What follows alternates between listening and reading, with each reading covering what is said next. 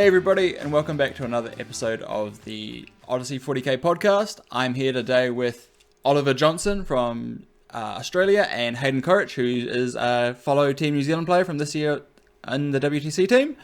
And we are here to do a tier list of the new points since the MFM a couple of weeks ago. So our goal is to rank everything from highest to lowest, but we're going to have a couple of rules this time. A lot of these tier lists have everything in A and B, and then like 1 or 2 in C, 1 in D.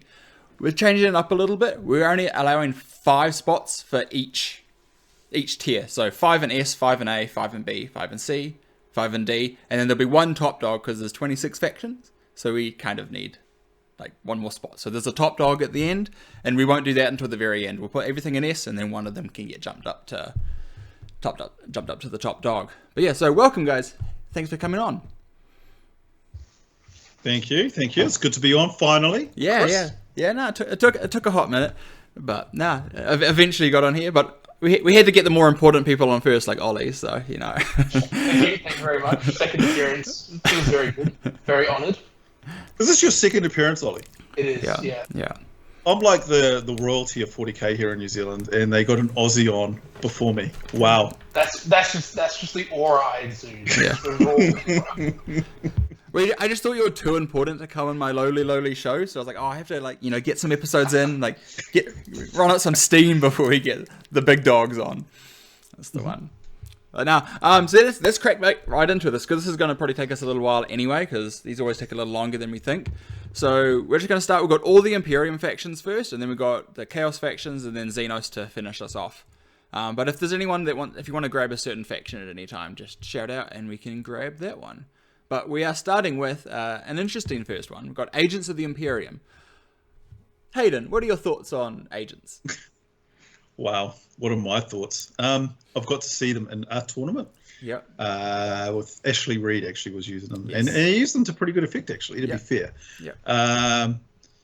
Unfortunately, I don't know how much of that is down to how little other people knew about the faction, and therefore didn't know how to play into it properly. Which can be a little bit of an advantage when you're going into a tournament.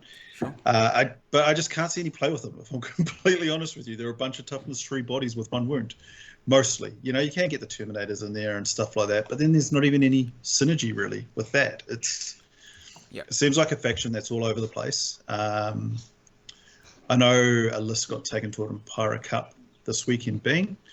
Had a really good first turn, but then proceeded to get absolutely spanked by one of our teammates. So look, I can't see them going very far. I'd put them in D. Yeah, right at the bottom. Yeah, I actually played a TTS league with Agents after I had my interview with Ashley a month or 2 ago now, a couple of months ago, and they're interesting. They definitely have some tricks, especially in the Imperialis fleet detachment.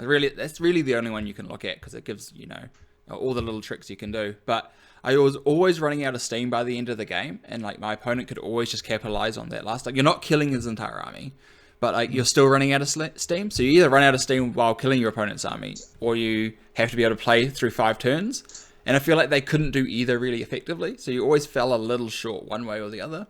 So they were very awkward, but I can understand, definitely. They have some tricks. If you don't play around the reactive moves and the extra OC on objectives, they can catch you out, and then you're like, oh, I'm 20, 30 points higher than I should be in this game. That's how you win those games. That's how you draw those games.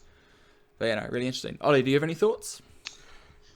I just feel that Agents of Imperium remains the same way in that it's not really a faction. I think GW have given a really good hot go to make this a faction, but every time Agents comes up in conversation, it's how do I add Terminators to my guard list? Or what if I add an Immolator to this list? It's like the value of Agents is for other factions and it boosts them, but by itself, it just doesn't quite have it. And I think, it's more of a faction than it's been previously. And if people really love the Agents, they can run it now. But I think this is D, and I think this is the last in D. This is at the bottom. Yeah, this is the heavy one. The fact that you need probably Canis Rex to make it a workable list is also pretty rough when you're taking the ally detachment and then taking the only other good Imperium ally as your ally is probably not a good start. But now I agree. Into D. On to the next then, we have Grey Knights. Ollie, what are your thoughts with Grey Knights? Grey Knights, I think, are poised just exceptionally well. I don't think they got many increases, points are like negative or positive this way, which is probably a good thing for them. But they just played the game super well. In a game of their detachment just being auto 6 advance, turns out that's an incredible just flat base ability when you can guarantee movement. Yeah. Dread Knights, 200 points, pretty fair for what they do. They move 14 inches, you uppy downy, they have all the little tricks. I think the nerf to the secret missions probably hurts them a little bit, definitely. Yes. And I think that probably is one of the more key factors in that you no longer have that tool in a very tool-heavy army, which is where I feel like it comes down into like a B tier. I probably would have said A previously, but I think they slot into that sort of top of B section at the moment. Yeah, Hayden, what are your thoughts? Yeah, I pretty much agree. They've also got the 3-inch deep stroke, which is the bane of my mental capacity at most times, and it just really grates my gears. It grinds my gears, sorry. But yeah, I agree with Ollie. I think as we go through, I've got a suspicion that my view may change to go into an A, but I just want to kind of see where some of these other factions might fall out. But I still think they've got a lot of potential. Very strong faction. Super good with their tricks, and the maneuverability of that faction is basically second to none. Yeah, I actually think they're probably an A in teams, but in singles, I think they're more of a B. And I think they're actually lower B in singles because they just struggle to actually push games, but they can hold on to a draw in pretty much most matchups, right? There's only a few matchups where Grey Knights are like, oh, I'm not going to score points in this. Like if you go up against Retaliation Cadra Tau or something like that, like they just get blitzed in that matchup. Yeah, there's not much, but there's not much else. So like I find that's quite interesting. So like I think but I agree. I think B for now. We can bump them up if we need to, and we might even bump them down if we need to. We'll see. I'm really not sure because 5 in each tier is definitely going to make this more interesting. Yeah. And then Custodes is next. I actually play Custodes. Haven't played them for a little bit, but Shield Host is definitely interesting. They only got points decreases on the Dreadnoughts and Trajan, the units you were not taking. Trajan is now at least kind of interesting, but it didn't actually fix any of the issues that Custodes has, which they're just a little too expensive, and they don't have enough rules to really push them through to actually doing well. They can do okay, but I feel like they're actually in quite a rough spot right now. Ollie, what are your thoughts? I agree. I do think Custodes has a lot of play. I think we see a lot of melee armies, especially with Blood Angels and in the matter, and Custodes are really good at melee. And, I generally think you could do an all Dreadnought list and actually do like pretty well. But if we have to restrict things to like 5 per slot, I think that Custodes has to go in D. I don't think they deserve, with such limited spots, I think there is much more deserving factions that deserve higher spots. And so I think, they just got hit too hard, I think, and just exactly. Pull it back. Exactly. If you brought back the 10 size units, I actually think that could fix them without points. Because being able to take a 10 brick could actually be like quite a significant buff to the unit. A 10 brick with advance and charge, tagging like your opponent's entire army, because you only need 2 or 3 models with crit 5s and with sustained or lethals to pick up most things. So you get like that could actually be like a solving factor there. Whereas they dropped the unit sizes down with I think it was firstly in the index, and then the codex also came out with the dropped numbers as well. So like it might not actually be a points issue. Like if you want to keep them elite, because I understand Games Workshop wants to kind of have this whole idea of they're Custodes, they have to be elite, they have to be this like special unit, special army.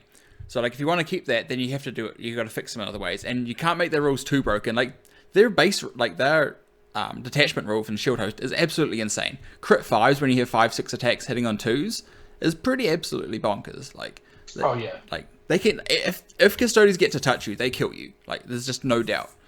But the issue is getting there and then surviving up there. Hayden, do you have any thoughts on Custodes? On Codex Wardens? No, I don't have any thoughts on them. They're just too expensive, and I think they, you hear other people talk about it. Better people that commentate on the game than me. They're part of that, like the three factions that are super hard to balance of the two Knights factions and the Custodes, and they're suffering for it at the moment. So that's fair. Yeah, into D they go. This is a spicy start to this tier list. Okay, hopefully the next one. I know they got some big nerfs, but we got Adeptus Sororitas, or Sisters of Battle, as they're often referred to, as our next candidate. They got some absolutely insane nerfs. Triumph up 60 points, Casticators, Immolators, all going up in points. Battle Sisters went down in points, which is, I guess, a consolation prize. But kind of brutal. All their enhancements went up in Bringers of Flame, the main detachment you were taking. So yeah, Haydn, do you have any thoughts on Sisters? I know one of your good friends, Michael, plays Sisters quite a bit, and I'm sure he shed a tear or two when he saw the points increases. Yeah, I think they're still super strong, though. I don't think their build has changed completely. Yeah. Obviously, they're not going to be taking that Bringers of Flame list that we saw most teams at WTC basically take. It's going to change. It's going to be triple Castigator. Triple Exorcist. Exorcist, thank you. Yeah. It's going to be triple Exorcist from now on. And it's going to do extremely well, and people are going to be like, but I thought Sisters got nerfed. And it's going to take a little while for that, I think, to appear, particularly in New Zealand. I'm not sure about you, Ollie, over in Australia. But I reckon there's going to be teams or players around the world using that to good effect and completely annihilating opponents. So it's either going to be like a high A or S for me. But I do not think that they've dropped down in their playability at all. I just think that build is gone. Yeah. And we've got new things to deal with now. So. New things to figure out. What about you, Ollie? What are your thoughts? I agree quite a bit with what Hayden said. I think I'd place them at A, and with probably the high likelihood of putting them to S as we see things for that. I very much agree. Like, I think in this sentiment of their main build has been hit, we don't really know what they're going to do. People are seeing triple Exorcist and they'll take it, but then what is the rest of the list? Is it still in Flamers? Is it in the Miracle or two Act of Faith detachment? Yeah.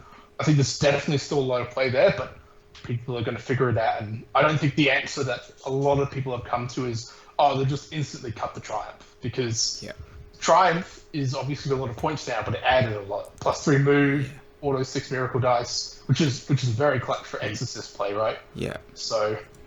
Oh, it's insane. Yeah. The Triumph being 230, 240 points now is a tough pill to swallow, but the Triumph does so much for your entire army. It's like a Primarch for other armies, right? It's like this linchpin unit. It's like Magnus and Thousand Suns. It's a pivotal piece that makes the rest of your army function at a higher level. Even though it's more expensive now, you still get all the buffs from it, right? So what did people complain about when Aeldari was at their peak? It was apart from, there was quite a few complaints, but one of the big ones was fate dice, right? Yeah. And what do Sisters get, but almost better? Well, they do get them better. Actually, it is better. It's guaranteed 6s constantly.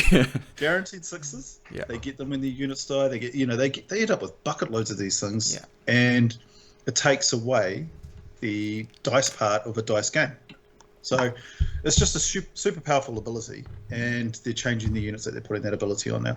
And Ollie, you touched on it, but I think the Army of Faith might actually end up becoming a bit more prominent than Bringers of Flame. Yeah. Because being able to use 2 fate dice on an Exorcist in a turn, exactly. I don't want to be on the receiving end of that. That's just ruthless for some opponents. Something like GSC might not care as much, but some others will be like, oh. I think it's like Bringers of Flame is the obvious go-to choice, right? Advance and Shoot and all your stuff is just a great ability, and the strat complement was also really good. The auto advance 6 just, it make the army function, but it almost kind of felt like it's Sisters with training wheels on.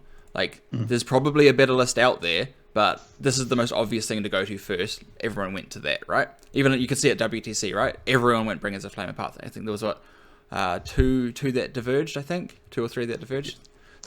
So it was very obviously, this is probably the most strong, but I wouldn't be surprised if there actually was something, even now, that's just better not Bringers. But no, I'm happy with A for now. And yeah, let's just keep going on. There were some really good comments there. So we have Admech next. This is an army that pretty much no one ever knows how to play or play against. This is one of the pretty nichest armies, and also one of the most expensive armies to actually purchase, because each box is like 120 New Zealand dollars, and you need like 50 boxes to play an army. So, yeah, we're definitely the wrong place in the world to be commenting on Admech. I got to play them on the weekend. Oh yeah, I played Michael's Admech. Oh, okay. I beat it, so I was happy with that. But easier. Definitely trash tier. Have we got a trash tier one? No, I think they're one of those factions that if you haven't played before, they will get you pretty good. Just with those. Don't even ask me what the birds are called. I'm just going to call them the flappy birds. Those things are pretty brutal. There's also the infiltrator guys, or guys on the 32mm bases with their swords. Those guys being able to charge you turn one and get into your lines and just kind of block you in. That's pretty cool. And then just the amount of stuff they have. Holy crap. It's like you just keep killing it and it's just more and more and more. Mm-hmm. They can play the game really well. They can play the mission really well. I think they might struggle into hulls and big things a little bit, unless they've got a certain build for it. Yep. And I do wonder about, in a singles environment or even a teams environment, their time management with the amount of units they have to activate, the amount of shots they have to roll, all the rest of it. Like clock management's huge for them. So B for me.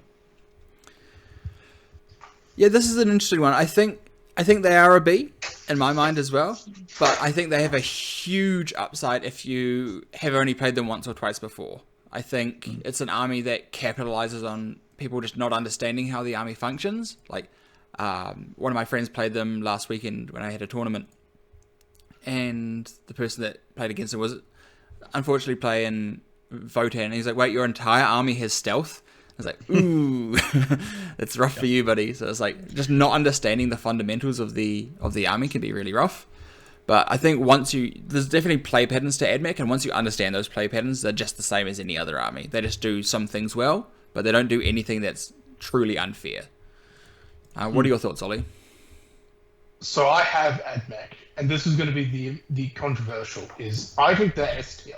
Oh! And I think that one of the big things here is because it's such a hyper-expensive army, with so many convoluted rules and everything, that the Admech player that rises to the surface is someone who is like dedicated and actually plays a lot of them.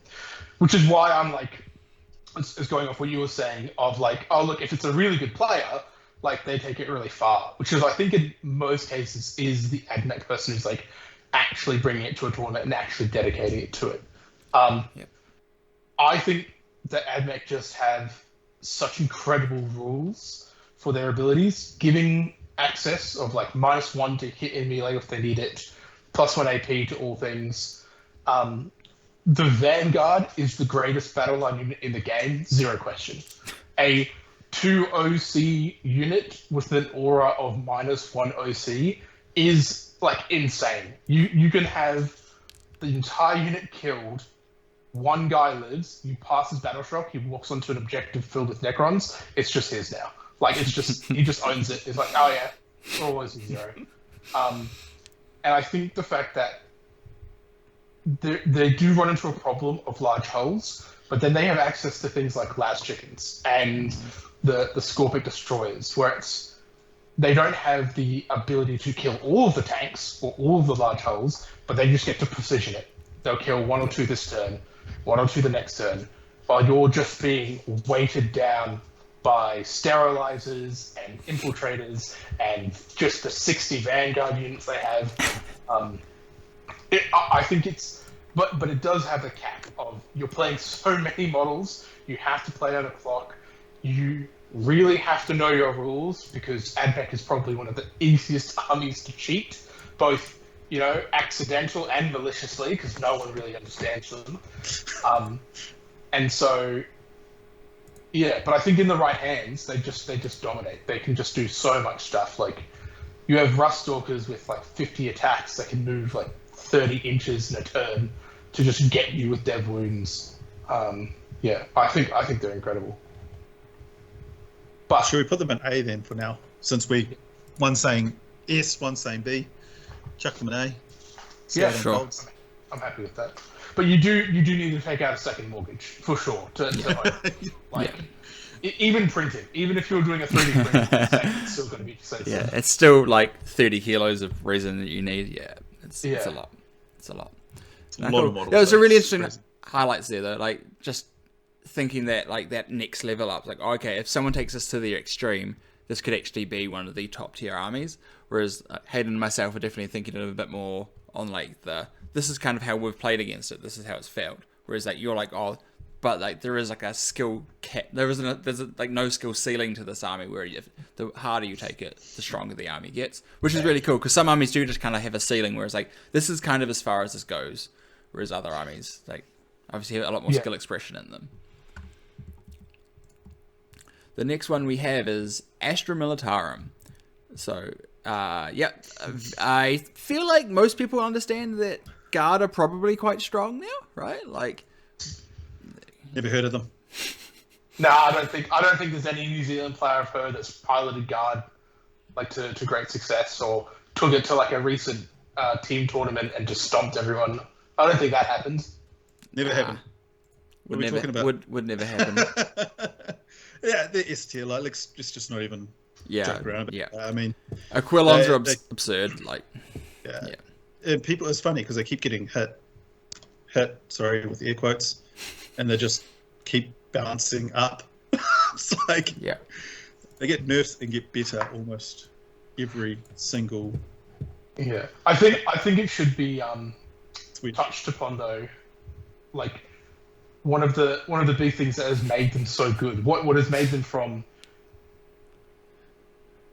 a like good army in the past to now rising up to this sort of A tier, like S tier, like top dog sort of status is just the fact that tank commanders can now order themselves. They've gained lethal.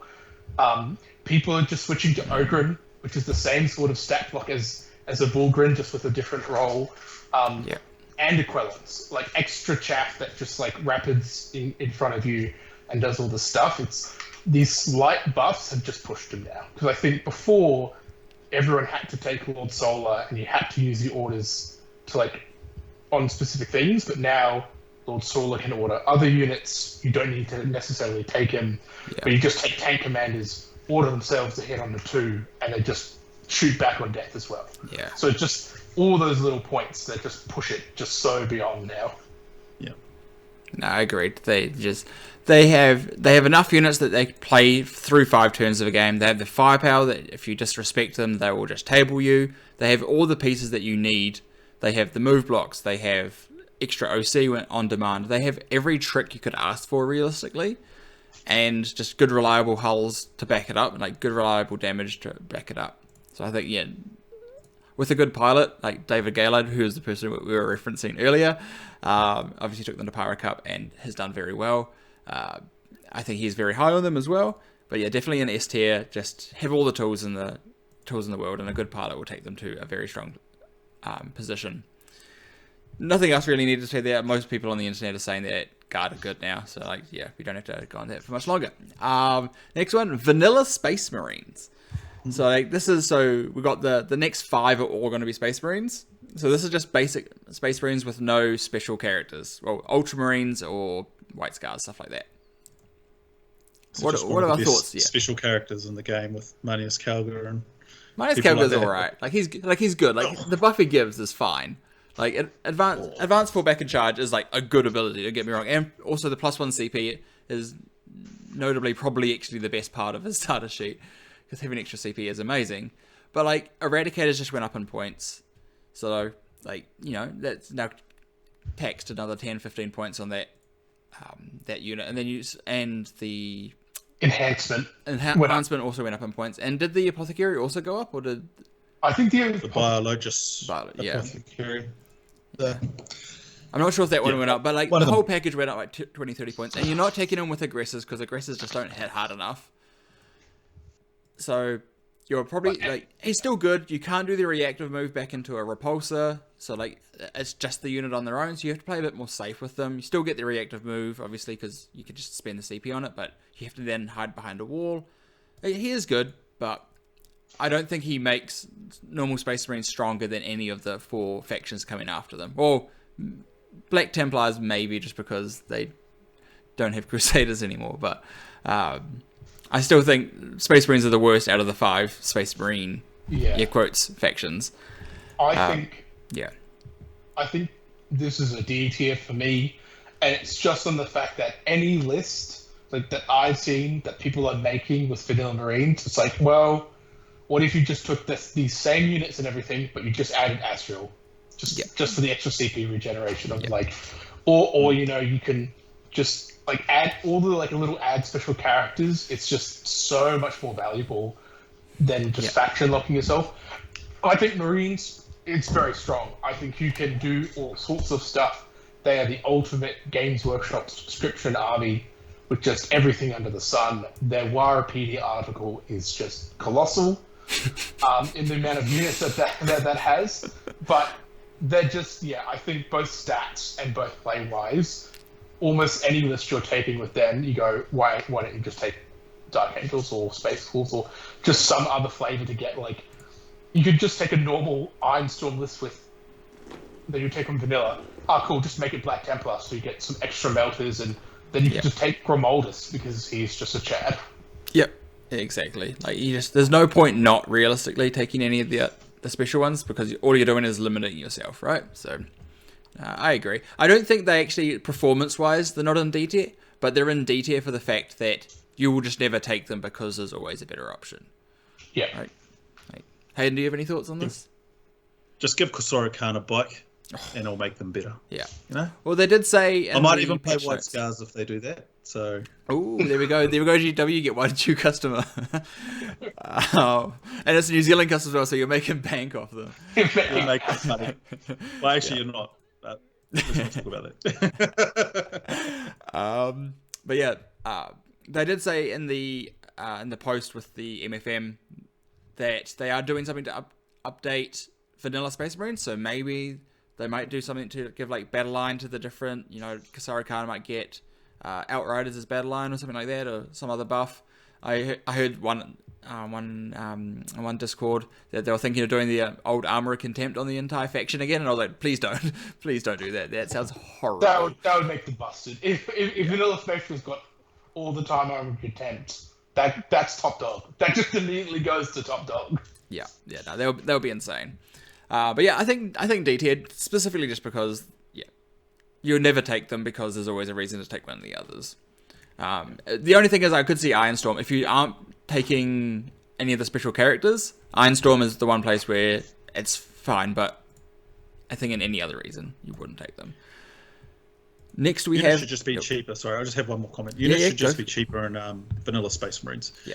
And they just need to start doing that across the board. Like if you're taking Jump Pack Assault Intercessors and Blood Angels, they should just be more expensive than vanilla Marines. It's just that simple. And once they start doing that, they could possibly get the vanilla Marines more balanced out. So. Agreed. That's actually a really nice way of doing it. Just have same as how agents have the costs for allies or if you take them as a faction. Exact same thing. Just have them. Yeah, it's not hard. No, exactly. No, really good point there.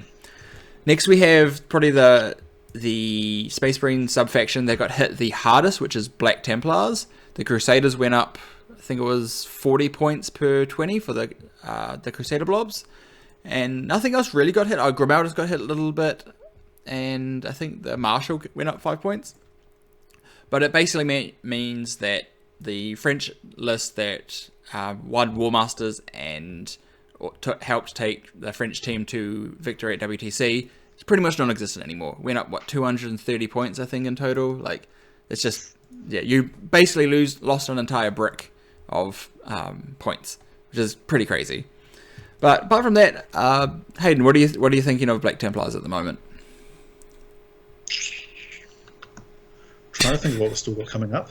And in all honesty, the only time I've played them is when they've been in Ironstorm. They're pretty brutal in that, to be fair. But even that's taken a hit. So, Yeah, without that Horde build, I'd probably put them still on it. Well, they've still got the Horde build to a certain extent. Yeah. I'd probably still put them in the A or top of B, A in that area. I was definitely feeling I still a bit think B. it's quite a hard list to deal with. Like, Yeah. 80 Marines with a Feel No Pain is still obnoxious. Not all of them having the big Feel No Pain, obviously, but Still, yeah, like they didn't make the Feel No Pain enhancement any more expensive, did they? They just kept that the same price. Nope. That was like one of the biggest offenders too. Yeah, exactly. How they got away with that? Ow. Yeah. Oliver, what are your thoughts? Yeah, I think very similar. Like overall, I think Black Templars are, to me, they're like a C tier sort of army. Like they're better than just a couple things. But I think the hit is really going to take the wind out of them. Like, I don't think really many people were looking at Black Templars before the 100 Crusaders. Then everyone jumped to 100 Crusaders. They make a powerful Ironstorm list. I like Ironstorm still. Their own detachment is still very good. Getting the like Feel No Pain, can be very wild for some of the maths. But I think with that hit, other armies are just doing it better. Like just on a pound-for-pound melee army, I think Blood Angels has them beat in the Space Marine category, same as Wolves. So it's like, where are they going to shake up? I think they still have just plenty of potential, but yeah. Mm-hmm. Yeah. Sword Brethren do hit very hard. But you're only taking 1 to 2 units of Sword Brethren, and once they're gone, you kind of have nothing. You have no damage left because you can't take that, and then you can't take like a meaningful amount of Crusaders. You can take maybe 40 Crusaders and 2 units of Sword Brethren, and then that's basically your entire list, which is not necessarily ideal because you put characters in all those units. But yeah, so I think it's definitely weakened, but I agree, the Ironstorm is still completely fine. If you're 30 points short on your Ironstorm list, you just make it Black Templars, and then you have multi-melters on all your Gladiators, and you're happy again. So I think that's pretty fine. But yeah, I think C tier I'm happy with for now. The next one we have is another one, that the next most hit one, which is Space Wolves. So the Doggies went up, the Thunderwolf Cavalry went up, I think it was 10 points per 3, so 20 points per unit, which is not super significant, but like 60 to, oh no, I think it was 20 points per 10, per 3, wasn't it? I think it was 120 for the 18, or something like that. Anyway, they went up in points. The characters didn't get touched though. Was it Logan Grimnar on foot got touched because he gave the army-wide rerolls, right? Yeah, the War, yeah, the Wolf War. But yeah, Oliver, what are your thoughts on Space Wolves? I know you guys are pretty interested in Space Wolves at WTC, right? Yeah, I think they're just perfectly fine still. I genuinely think that the cuts you probably make is to some of the chaff. You don't really take, like, you cut like some more like jump pack infantry guys, but overall they still play the game super well. They're still very durable, very fast. I don't think their point increases truly were that much worse. And I think one of the bigger things is that this is a fast pressure army.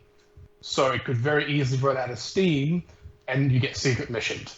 And now that secret missions have been hit, that's a huge win for Space Wolves. That allows them to just go like, cool, I can shove all of the wolves down your throat, and you break out turn 4, but then you can't score turn 5, so it doesn't matter. Yeah. So I think they're like A tier. A tier still, okay, cool. Hayden, are you alright with A tier there? Yeah, I'd agree. Yeah. Cool. Happy days. I would have said S tier originally, but I think they'll drop down slightly. Yeah. So. Yeah. Might move them up depending on other things, but it's it's a good spot.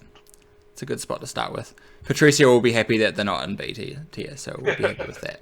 That's cool. The next one we have is Blood Angels. Blood Angels have their new codex released now, so data on these are actually pretty new. So have either of you had any testing with the new Blood Angels? Oliver, we'll start with you.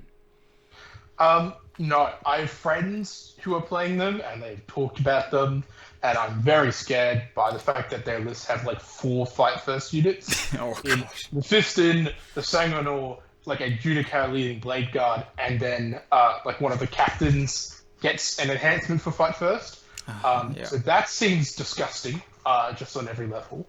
But I haven't really seen them. I don't know if they're stronger now. I know that someone of the detachments gives them advance and charge. The hit to death company on their war gear loadouts reduces their power, but they're still pretty good. They've still got a ton of damage to attacks. They still just reroll all hits. Yeah.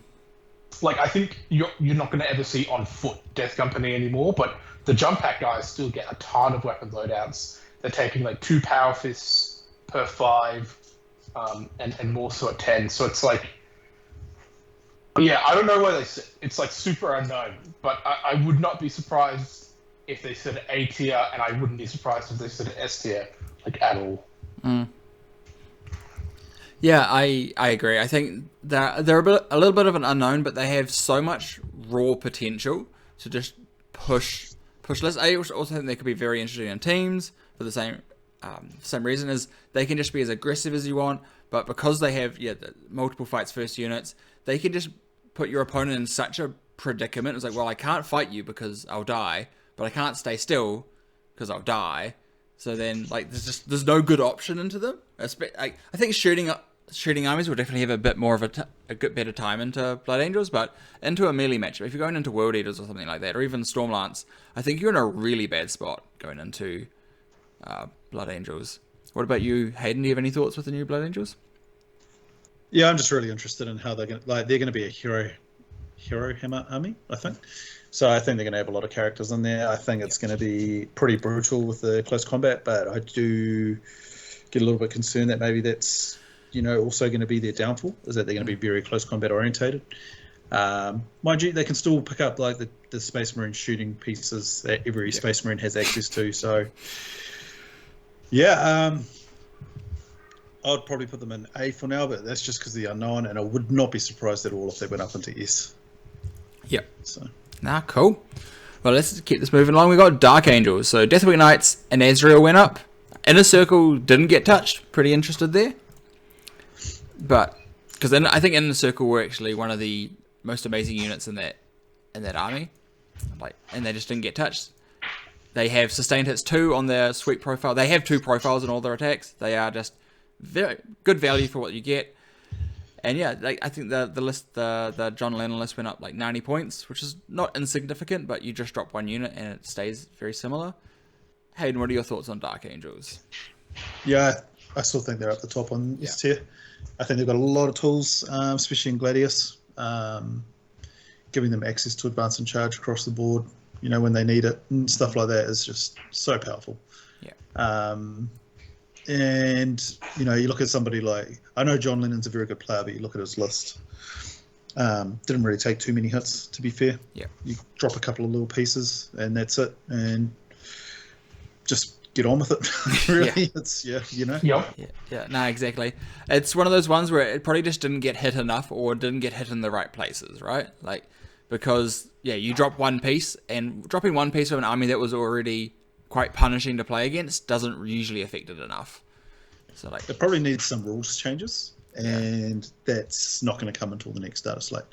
Exactly. And I don't think you can punish it too much more with points, because then you start to make it an unplayable faction, and you don't want to hurt some of the other stuff around it, because then you're hurting vanilla Space Marines and other Space Marine factions. So it's one of those hard things to balance again. Yeah. Exactly, and you want Deathwing Knights to be usable in the actual Dark Angels attachment, right? So you don't want to put them up too many points, because otherwise you're only taking Gladius. I think that would be one big thing, is if they just made the 8 detachments or 6 detachments, whatever it is, and the Codex Space Marines just only be used by Codex Space Marines. I think then though is then everything just bottoms out, right? Blood Angels, I think, has some good detachments, but man, if you're a Dark Angels person and you're forced to use those detachments, it's bad. But then you could go back down in points, right, and actually make it a bit more interesting. Yeah. Then Deathwing Knights at they were 235 before, they could go down to 220 or something like that, and actually be but usable in the detachments that they're supposed to work at, not in the kind of takes all comers style Gladius, right? So you get more specific use cases for units, which could be, I don't know. I think it hurts Space Wolves a lot, but like Champions of Rust is still a fine detachment. But yeah, I think it'll be interesting. But yeah, I think probably S tier for Dark Angels. Yeah. Cool. Yeah, until something get changed with the rules, I think they're there. And then the last of our Imperium, we have Imperial Knights. Oliver, do you have any experience with Imperial Knights? So, I haven't versed Imperial Knights in a long time. However, there is people here that have been playing it to incredible success. Liam Hackett has been playing 4 big knights, and he is stomping everyone with them. Oh, I don't understand how, but I understand that his results are there in front of me. So I'm like, this just works. Yeah.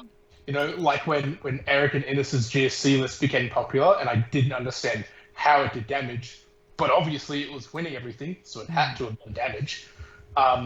So I think Imperial Knights have more than they appear. I think that they're probably worse in more like the singles matchup, whereas in teams you could sort of pilot them and put them into games a bit better. But also I think, weirdly enough, it's a skill ceiling, right? 4 models, like, why would that be a skill ceiling? It's one of those, you can't make mistakes. Yeah. Like, each 4 of those models has to be in the right position to do the right things, to bring it all home really well. And if you don't, you're just going to be punished like super hard. However, that's obviously, it's really hard to take one person who's considered one of the best players of the game to like, oh yeah, well, he's doing well, therefore the faction has to be good. I think on average they are struggling, but all the big knights got point reduction. I think that army with the aid of agents is pretty good. So yeah, but I it's like a D or C, I think, for me overall. But yeah. Hayden, do you have any thoughts on Imperial Knights? Yeah. Like, New Zealand has a fascination with Imperial Knights. Yes. I don't Yes, get we it. do. Like, Yes, I guess it's because it's cheap. Yeah. Right? You buy 3 models and you're done. But, I've never had trouble with them. So it's been one of those armies that you kind of... I sometimes like hope that I'm getting drawn into them, because it's I don't know. I find them very predictable and one-dimensional, I guess.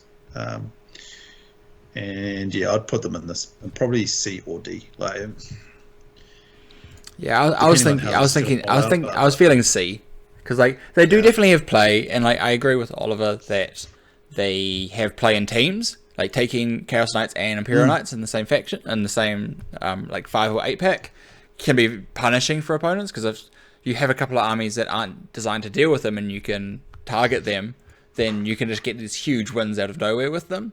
But I think for a singles environment, this is more singles based, I don't think that they're top dogs at all. I think they're below midline, which is I think C. That won't make Steve Joel very happy. Oh, yeah. Steve Joel loves an underdog story, though. He wants them to be D tiers, and then he can prove that they're good. He doesn't want them to be S tier and then shit the bed with them. Yeah, that's actually a good point. That's cool. Next, we have the sister. We have Chaos Knights, the first of our evil boys. Chaos Knights. They are pretty interesting. They got point reductions on a couple of the small knights and a few of the big knights as well. If you want to, you can take a 13 small, like the War Dog style list. You can take 13. I think if you take all the bad ones, like all the Stalkers, you can take 14. Yeah. But that's choosing to take the worst models. I think you'd rather take Brigands and Carnivores than Stalkers and Carnivores. But yes, I think 13 and then some Nurglings and stuff is probably still the better list. I'm not sure. I haven't looked into the big knights. I think you can take 4 big knights and still have like two of the War Dogs, which is not a bad list. As Oliver was saying, Liam's been doing really well with the Imperial Knight version of that. Surely the version that can charge through walls could also be doing quite well. But yeah. What was it? I think that's probably a big misconception, though, in that Imperial Knights is like built for big knights. I don't think that's the case for the Chaos Knight factions. I think, unfortunately, their big knights are sort of awful. The Rampager is interesting, right? Because that goes through walls, it moves super fast, it can advance and charge. It's going to get you, right? Yeah. And if it connects, it will kill anything it connects with. Alrighty. But I think what makes them so powerful is you can play MSU tank. It's like, here's just 12 little tanks. Yeah. It's just such a crazy stat check, right? Like, and I think you don't see that Imperial Knights because their armatures are just worse. Like, they do not have carnivores, they do not have brigands. Like, the equivalent versions of those are just nowhere near as self-sufficient.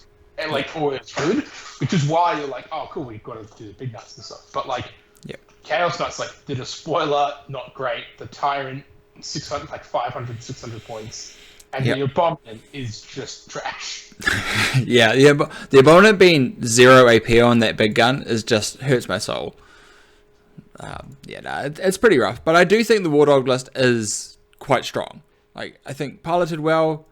It can do some big things. The other weekend, one of my friends, Tim, took it to the tournament I went to, and he did pretty well. I think he went 3-2, only losing to a couple of people that I think that placed first and third. Is there only 2 people that he lost to? So like, he did really well with the list. Like, I think it's quite strong. But I do agree with Haydn as well that it also has very obvious play patterns. So it's like one of those things that you can kind of protect a little bit. So if you've played them a lot, you probably have a more comfortable game than if you haven't played them a whole lot. Yeah, but they can still just do stuff like, we're going to take the mid-table and like, there's still a lot of OC, and it's, they can still be frustrating to play against. Like, 100%. They make a couple of their saves, or, they get a couple of good charges off, or whatever it might be. And they're just going to, I think they're better than Imperial Knights. Oh yeah, 100%. 100%. I think they'll be. I think they'll be. Like, I would probably put them around the same as Grey Knights. Yeah. Okay, on to Hayden Corich's favourite army. We've got Chaos Demons. My boys, my fatties. Yeah. Hayden, what are your thoughts with Chaos Demons post MFM? Take Be'lakor, 3 great unclean ones, Brodigus, Chorus Fate Weaver, the Lord of Change, the little Slaanesh girl, Transweaver, some hounds, and just live a happy life. Moving fatties around the table, 3-inch deep striking, and causing chaos. You definitely didn't come up with that list right before starting the stream, right? Yeah, definitely did come up with that list. I used them in Adventures recently, and I found that they are really good into some factions and are terrible into others, unless you, like, depending on the builds that you do for them. And this is the issue, right? Like, you can build it one way, and then you're going to lose to certain armies, or you can build it another way, and you're going to lose to certain armies. Yeah. And it seems to be that unless you're an extremely good player, like someone like Munitorum, you're not probably going to be able to get an overall build with them. And I think that's going to be their big issue. So for me, I'd probably put them in like a B tier. I think they've still got some very good lists within there. I think they're well and truly better suited for a teams environment than a singles environment at the moment. They've got some massive issues in terms of they're not exactly a tough army. Like, they're relying on 5-up or 4-up invulnerables, and if you can't make those, you're going to collapse. They've got some fundamental issues in terms of, like, the battle line units are quite expensive for what they do, and the characters that you want to attach to them are, fairly pricey for what they do as well. And then the buffs they give out are good, but not great for a little 10-man squad that's not really doing much in the first place. So, apart from Khorne, they have some pretty good buffs on their characters. But, you look at, like, Plague Bearers, for example, 2 attacks each, AP 1, lethal hits at strength 4. Yeah. It's so underwhelming. They've got a 5-up invulnerable save. You shoot at them, they're probably going to die. And then, you can attach characters for like some extra little bonuses, which aren't really worth it because you've only got 10 of them, and half of them probably aren't going to make it into combat anyway. So yeah, but the big demon lists are fun to play, and I think they're one of the factions actually in the game that could do fixed missions and do it well as well. Yeah. Oh, I 100% agree with that. Yeah. Not too many factions can actually do that. Yeah. So. Exactly. No, really good rundown there. Oliver, do you have anything to add to that? No, I think I agree with everything there. Yeah. I think they're B tier as well because I think they're doing very similar game plan to Chaos Knights. It's you bring a lot of greater demons, a lot of wounds. They make the 4-ups. It's really bad for everything starts to go down the drain. Yeah. They're rather than moving through walls, they're just deep striking 6 inches away and then just making a 6-inch charge. It's can be very impressive in that manner, and I think Kairos is just one of the craziest vets in the game. If you just bring him down, it's like, cool, man, I'm just going to hit your entire army because my 12-inch aura is massive with this model. Yeah, no, it's very true, very true. Cool. Really good comments there. I think that was a really good breakdown of Chaos Demons. Next we have Chaos Space Marines, the vanilla of the Chaos Space Marines. I've been playing these a bit recently. I played the Renegade Raider AC/DC list at a tournament recently, obviously before MFM came out, where the surge only dropped down to 1 and stuff. The list is really strong. I actually think there's still an Accursed Cultist Dark Commune list that probably still works. It's a lot more positional based now, and you're probably not Renegade Raiders. You probably go either Pack-Bound Zealots to get extra damage, or you go Chaos Cults and you're just swarming the board. Because a single surge move per unit is still valuable if you set it up correctly. There was very few times that I was actually surging twice. I was either not surging at all because they wouldn't shoot at me, or I was surging once and getting into combat because they were just move blocking me with 1 unit. It was very, very rare that I was getting shot twice, unless I failed my battle shocks with the Calamorph and then couldn't surge at all, which was great. Thanks, Tate. But yeah, I think there's a couple of new detachments that are really interesting to look at. Liam VSL of Belgian fame and just incredibly good 40k player took Veterans of the Long War, which has the Eternal Hatred, which is Oath of Moment for the detachment rule. I think that's very strong. Obliterators going down also makes that really interesting as well, because Obliterators with sustained hits shooting out of line of sight with full rerolls is kind of crazy. So I think there's definitely some good play there. Renegade Raiders, I think tank spam is still very much just a thing. It's still just a very good list. Pack-Bound Zealots, also just interesting. But yeah, Hayden, do you have any thoughts on Chaos Space Marines? I think they're a very good faction. Yeah. That surge move is, that hit to the ACDC. It's like, whatever, okay, you get rid of the ACDCs and then you just take a whole bunch of other stuff. Yeah. And Legionnaires, oh god, what a data sheet that data sheet is. Yeah, it is. Yeah. It is so good. And just even Vindicators and Predators with Dark Packs are just it just cranks them up. Very silly. Level. Yeah. Yeah, and even getting overwatched by a bloody Vindicator with Dark Packs on, you're like, oh, man. Roll 2 6s, 4 hits. Yeah. Oh, cool, my tank's dead. Neat. Cool. Yeah. Wicked, and so I think there's a lot of play in there. My personal opinion is I think the S tier, the ACDC thing was a bit of I wouldn't say it was a crutch, but it was a bit of an easy-ish play. Yeah. And I think by getting rid of them, they're just opening up the toolbox for a lot more different and better things like the Chaos Space Marine biker units. Holy crap. Even those with Dark Packs on them can pump out some serious shots. Yep. And then, get into close combat, and they're still Marines in combat, so they're still going to do heaps of damage here as well. And it's a little 3-man unit. Yeah. Very good faction. Yeah, no, very strong indeed. Ollie, what are your thoughts? Yeah, just sustain 1 or lethals on the demand for the situation you want is just an incredible ability. Mm-hmm. You go into tanks, all right, we take lethal hits. You're going into equal sort of inventory, all right, we're going sustain.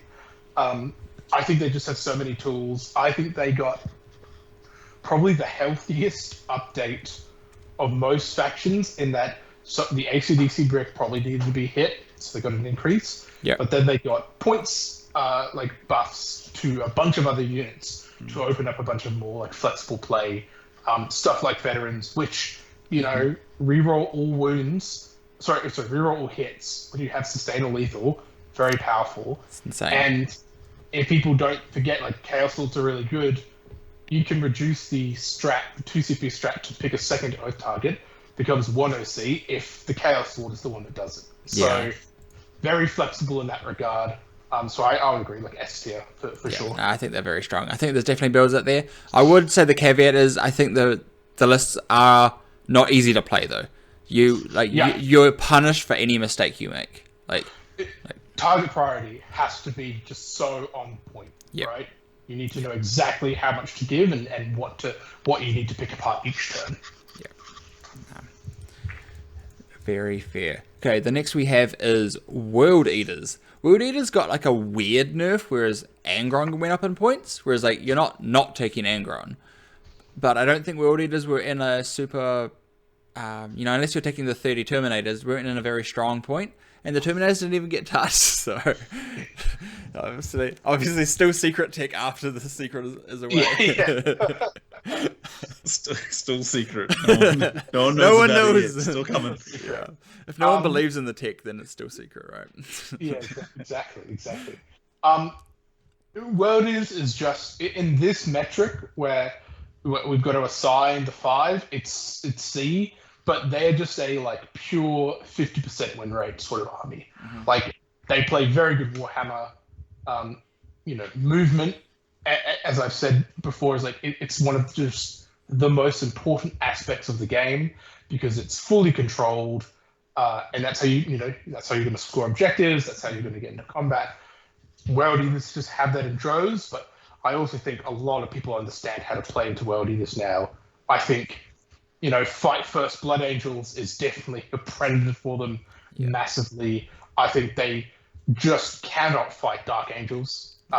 The army of mass 2 damage go like with -1 damage Terminators is just really bad. So I think C tier for sure. I think top of C. Yeah, I think they're that they prey against the other people. Like they're the best in their like tier, but I think they're definitely in a lower tier. Hayden, do you have any thoughts on the old World Eaters? The only comment I'd add to them, which is a bonus for them, I guess, is the reduction of the secret missions, because they do have that ability just to push in on people and stop them from scoring any primary for a few turns, and then it's you know that you're generally going to pretty much wipe them out, and so you just go for the secret mission at the end to try and claim back some of those points, which is gonna be a bit of a help for them. But yeah, I think like as long as you've got infiltrators in your army, or if you've got access to fight first or fight on death, you can cause some or -1 damage. You just okay, cool, thanks. They're a good army. They're fun to play. They're not going to be crushing the scene anytime too soon, I don't think. Yeah, unless you're like Anthony Vanilla, you're not going to do much with them. Like I think he's the only person. But he doesn't take them to singles, does he? No, he doesn't. Very much so. What does that say? Yeah, exactly. He's too scared.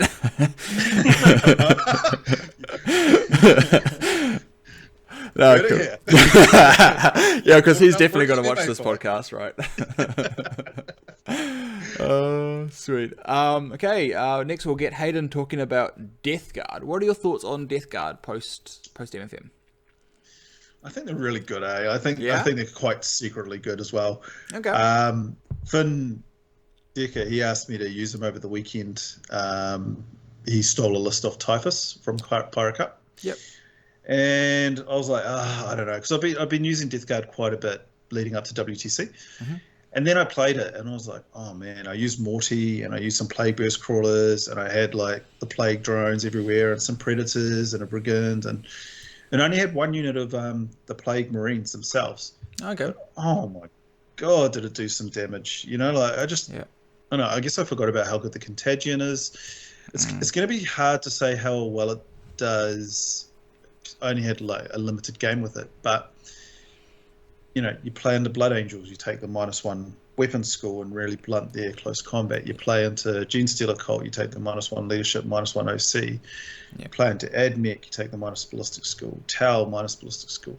You can actually start really messing with the damage output, and it's quite a durable army as well. So I don't think they're going to go out and clean up. I think they're going to be a B, and maybe close to the top of B. But I think they're quite powerful, and I think their rules are quite well suited to the current game because they didn't take any hits, and in fact they just got cheaper. Tyrion at 300 points. It's crazy. It's good. It's crazy. He's probably the best of the Primarchs, like point for point. And he's actually quite a good person to kill Deathwing Terminators as well. Oh yeah, ignore modifiers, and because there's an aura of ignore modifiers, right? So like even like, you do like. And he's damage 4, so he's just like, bloop, you're dead. I might kill 2. It's not amazing, but it's probably better than like some armies that shoot their whole army at them and maybe kill 1 or 2. Yeah. He can go and do it by himself. And then the plague burst pumping into them and stuff like that as well. They're good. I'm quite hyped on them. I do think they'll struggle into some of the top tier armies still. Yeah. I think Chaos Space Marines will still be very good into them. Any army that can force that damage through, right? Like, and they can't withstand it. Yeah. Sisters Exorcists just nuking plague burst from and or even stuff like, we haven't got to them yet, but Tau with the fusion guns coming in and just having some fun. But even that's a little bit risky for them because you could make them -2 to hit, -1 to their ballistic skill, -1 to hit. Yep. Suddenly makes that equation a lot harder for them. So exactly. Yeah. But that's very fair. High B, I'd say. High B. Oliver, what are your thoughts? Yeah, I think B tier as well for me. I think they have a lot of the good tools, but I think just into the current meta, they're going to suffer a little bit. Plague Marines don't seem to hit as hard as they can. It's still a shame that Mortarion can't deep strike, and it's crazy with the size of his models and with the wings he can't deep strike. But yeah, I think overall they're just solid, right? Like all of their characters are very good. The Fabulous Spawn, the Grenade Rack Dude, all super solid, and yeah. So I think they're just solid. They're just like a very good all-round army. Yeah, no, I agree. I think they're solid. They're also, I think, just really good in a team's environment right now because they can just blunt some really strong lists. They do fall apart to some lists, but as long as you pair them away from those few, I think they can actually be really interesting. And Mortarion is just an absolute ass to deal with a lot of the time. But yeah, no, very interesting there. Next we have Thousand Suns. These guys probably got hit the hardest at the MFM, equal to Sisters probably. Maybe Sisters got hit a little harder, I'm not sure. But pretty much everything in the list went up in points. The only thing that went down is the 10 block of rubrics. The 5 went up, but the 10 went down. Well, the 10 stayed the same, I think. So, yeah, pretty brutal. Ollie, what are your thoughts on Thousand Suns post-nerf? I think they're still cracked. Is my spicy hot take. I think Thousand Suns are still really powerful. I think that this their hit is definitely hurt them, and I think you're definitely not going to see like triple, like Vortex Beast and like 2 Forward Fiends and stuff. But that was an impressive list anyway. I'm not sad that that's no longer going to be around. Yeah. But they just have all the tools. Like still, like Magnus, like even as point cost does so much. Yeah. Just the fact that they can. I hate to do it, but back to the movement, it's like they just get to double move. The fact that gets over Overwatch, you're like, oh man, it's going to be really scary if you Overwatch these rubrics. Okay, I'll move them up, and then I'll just move them through the wall in the shooting phase so you can't Overwatch me. Now I'm going to get sight for my Doom Bolt and all my shots and all my flamers. I think they're still S tier. Maybe you could argue bottom, like top of A, but I think they're still just so strong. Yeah. I think the Terminators are actually really interesting now. Like, with Crystal, I think that unit never was bad. It just had other things that were slightly more efficient than it. Whereas I feel like now, that just becomes what you take now. I think you fall back to Terminators, and then you have rubrics filled with Magnus, and then maybe a Rhino. Probably still not the Rhino, because you're now suffering even more on the Cabal front, Cabal point front, so you probably can't take a transport because you can't start with less than 17 Cabal points on the board. So it does make some decisions a lot trickier, but you still have Arcane Vortex, Infernal Master, which is just bonkers. Yeah. You still get Magnus, who is still bonkers. You have all the tricks, you still have your movement, you still have free damage constantly. They still probably pump out one of the highest amount of damages you can do in a single turn. So, like, they have everything going for them. They're just on more of a knife's edge than they were before. Hayden, what are your thoughts on Thousand Suns? Do you like them or do you hate them? I hate playing against them. Who doesn't? God, they're such a pain in the ass to play against. It's like, just like what Ollie said, oh, we're going to be here and then we're going to move over here and we're going to shoot you now and we're going to doombolt you and we're going to kill this unit that you thought you had nice and safe. And that ability hasn't gone. So, yeah, I'd agree. I think the problem that Thousand Suns are going to have is a lot of their a lot of the people that have been using them to win are going to probably jump off onto other factions. But you still have the diehard Thousand Suns players that will be there, and they'll figure something out. Maybe 30 Terminators. Ollie. Ooh, Dino on those bad boys. There is a list that we talked about, I think. I Of course there is. That is, you can bring 3 units of 10 Terminators, Magnus, and then 3 Terminator Lords, and you have 4 units in your entire army. And that's it. That's hot. I don't know how it works. I don't know how it doesn't. I don't know how it can do a single thing, but it's there. But, you can do it. Yeah. You can play the game with 4 units. Oh yeah, I definitely think after the first Terminator unit, they go down because they don't have Crystal. They don't have that free, just extra movement once per game whenever you need it. So I think without that, it does become a little bit trickier. No, I still think that they are interesting. I was thinking of A tier personally. What were you think? Your thoughts, Hayden? Obviously, Ollie, you said S tier. What you thought, Hayden? Yeah, I was thinking A of. Yeah, it's hard to know at the moment, but I'd say A tier. Yeah, I have a feeling that they're gonna take a dip, and then once everything settles in like a month or two's time, I think they'll be completely fine and absolutely usable. They'll just be a bit harder to play, which they should be. They're like the psychic magicians, right? They should be a hard army that can do a crazy amount of things. You don't want them to be an easy army to play that can do a crazy amount of things, because that's an issue. It's an issue for the game. That was Sisters before the nerfs, right? Like, they could just do everything, and it was not a super difficult way to play. No. Now we are on to the dwarfs. Oliver, I know you took Leagues of Votann to War Masters, so you're probably the correct person to go to first. What do you think of Leagues of Votann? Easy top dog. This is the easiest top dog I've ever seen. No, I love the Leagues of Votann. Inexplicably, it's one of the few... Sorry, it is the only army that has maintained its hold on me through ADHD like nothing else. Constantly with other armies, I switch and I go to different factions and stuff, but I always come back to Votann. Like, ever since they came out, I've just loved my little dwarves. I think they've steadily just gotten better. I think that we're seeing a shift of having these high toughness models, like in the land forts and some of the Hearthguard and stuff. They can play a very aggressive, very pressure list of lots of bites, and Sagittars goes first, like scouts up, just jams in your face. So the secret missions, like nerf, helps a lot in being able to do that pressure. But ultimately, they play just super fair Warhammer. They're not doing any crazy tricks. They're not like doing other like crazy things.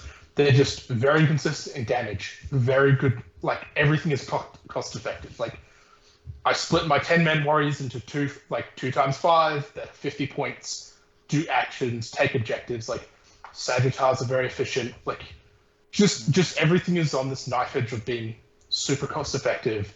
It's just going to hit you hard, but they're not going to do any crazy tricks. And I think Jaegers have been the activator, because now you can create bubbles for everything to scat into safety or to scat aggressively. You stop people from just running into you in the same fashion. The amount of games I've set up my Jaeger line, gone second, someone moves up, I reactive move, and I go forward, and just like move block things even further. So it's like, cool, you're just not touching me. Yeah. So I think they're positioned really well. I think they brought them in A tier. I would struggle to say S, but we've got 5 guys there. Yeah. We're gonna start dropping stuff down. Which is really tough. So I almost feel like I don't know. I guess they have to go into B tier because I sort of agree that I don't think they're stronger than T-Suns. I think they can have games into Sisters. They can have games into Space Wolves, but they suffer into Advec and they suffer into Blood Angels. Yeah. Yeah. I think they probably do have to go here. It's rough. I agree with you. Votann actually are poised in a very good position right now, but they just have a couple of sharks that fight them, and it's like all of this, like the S tier especially right now, I just don't see them having much of a game into anything there. Yeah. Like, I think it's one of those things in that Votann, you can play it super cagey, you can play them really tight, but you have no comeback mechanic. Yeah. If you start losing things that you don't want to lose and you start spiraling down a little bit, things go bad very quickly. And I will add, Chaos, like CSM being good, is the reason I don't bring Hearthguard. Yeah. Because I've watched a Chaos Lord and 5 idiots walk up to my Hearthguard, go, yeah, sustain, reroll wounds, and just like, cool, your 10-man Hearthguard unit is just completely deleted. And I'm like, cool, man. It's like, on average, you kill 9 Hearthguard. So it's like, you spike even slightly, it's just completely on. And so that's why I'm like, I'm just not going to bring Hearthguard, because that exists. Because I could play that, and that just goes badly for me. Yeah. That's fair. Yeah, I think they're in an interesting spot, but yeah, I think just a couple of feeders. Hayden, do you have anything to add? I've started collecting them. Oh, but yeah, I agree. They play very fair 40k, so that's why I'd put them in B myself. I'm not as experienced with Ollie. With Ollie, I'm not experienced with Ollie. I'm not as. We had a moment in Micklin, which we won't talk about on here, but it's yeah, I would not. Yeah, I just think they play fair 40k, and it's for me, it's harder to put them up higher because it is such a fair game that they play. I think they do rely on quite a lot of skill expression to get better wins, but a very good list in a teams event as well. So very just because they can just play a game into almost anything. So very fair. But one thing that I'll just note now is like we do obviously talk a lot about teams. All 3 of us are avid teams players. We've all represented our country in one way or another. So that's why we always bring up teams quite a bit, because it's like it's always in the forefront of our minds. We also are all going to the same teams event in 2 weeks' time, so I think it's also very much in the front of our brains right now. But that's just the reason we're constantly bringing up teams. But like obviously all these things still count for singles as well, so don't discredit it if you're thinking about taking any of these armies to singles. This is very much more of a singles mindset tier list, but we just like to comment where things are interesting in teams as well. And yeah, so that is the first of our aliens, our Xenos. So now we have Aeldari. Hayden, what are your thoughts on 6 Wave Serpents? 6 Wave Serpents, 3 Falcons, some Striking Scorpions, Corsairs, and a bunch of other stuff. And just table opponents. So probably top dog, man. Top dog? Yeah, top dog. I think you take a Revenant Titan. That's the Wraith Knights come down under 500 points now. Can Strategic Reserve. Very nice, very nice. Look, Aeldari, I've played them for 20 years. Probably my favourite faction. Maybe don't say that stat too often. Yeah, well, I've played them through when they've been, they quite often are the top dog. And then they do, unfortunately, fall off quite a bit as well sometimes. Not often. I'd put them in C at the moment. I just think they've got some... It just seems like there's a lot of things that do counter them very well. And their primary game and their secret missions for them was huge. They could pursue secret missions really, really well. Yep. Something they've always been able to do is end of game scoring, and that's just been ripped out from underneath them. So that's going to make a lot of their games a lot harder. Yeah, and yes, they got some point reductions this time around. But anyone that's ever played with a Wave Serpent will tell you that by the time you get more than one of them in your list, you probably can't hide the second one. So, and at the end of the day, they're not that tough. Really, Wave Serpents aren't tough. And I don't think 6 of them is gonna be taking, like, you think about 6 of them, but then you think about 13 War Dogs. 13 War Dogs is better than 6 Wave Serpents. You know, like, way better. Yeah. Because the stuff inside the Wave Serpents isn't doing much either. So. That's very fair. Yeah, you're trying to play an MSU game, but then you're also trying to play big boy tanks as well, which you just don't have the same capacity as the other armies that can do that. The other thing as well is, like, Pariah has actually hurt them quite a bit in terms of their secondary gameplay, because they can no longer advance and do their secondaries. So, you know, we've talked about movement a lot. So a lot of those movement tricks, you know, like, I used to do some crazy stuff like move, start doing deploy, teleport homers, strike and fade into the enemy's deployment zone. I hated that one. And get 4 points for it. Now you're like, you can't do that. Because if you move the second time, the action fails. If you phantasm to keep your unit safe that's doing the action, it fails. So there is actually, and I think, like, I recognize that in WTC as we're playing it, and I was like, oh, actually, this is quite impactful. Yeah, so there's quite a lot that's happening there. But look, let's just wait a couple of months. And they're going to be back to being top dog. There's always a way. I'm not looking forward to that day. But I'd put them in C at the moment. I would personally actually put them in D tier. I actually think they have so many predators at the moment. Look at everything C tier and above. What are you like? Good. What is Aeldari actually like really positive into? It's like you have games into stuff for sure, but like what there are you like? Oh yeah, I eat this up. Like maybe Imperial Knights. Yeah. Especially if you're taking Drukhari as well. But if you're just taking straight Aeldari, no Drukhari, so you don't have Dark Lance support, you don't have Haywire. Haywire, man. Like, no, because you can still take Haywire. Really, sure, you can just take it on Harlequins. Yeah. So but like, I think they're definitely somewhere in this kind of range. I'll put them in C for now, but we'll see where they go. Let's just do a hot take and put them in D. Yeah, if I can, right below agents, right? That's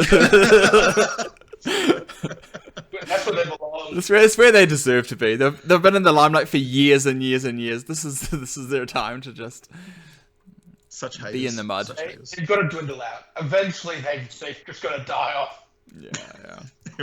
One day. They'll all get legends soon, so. Yeah. Ollie, did you have anything to add to the Aeldari? No, I think, I think overall, like, good players can take them very far, but they have, for obvious reasons, been hit again and again. Yeah. And you make a couple mistakes, you're just going to lose units. You don't really have your recovery mechanics there. Yeah. I think the point reductions have definitely helped them, and it's going to help diversify, I think, some of the lists. But yeah, I think at the moment they're just not doing it. Yeah. I definitely think with Drukhari, like, the combo is probably more like a C to a B.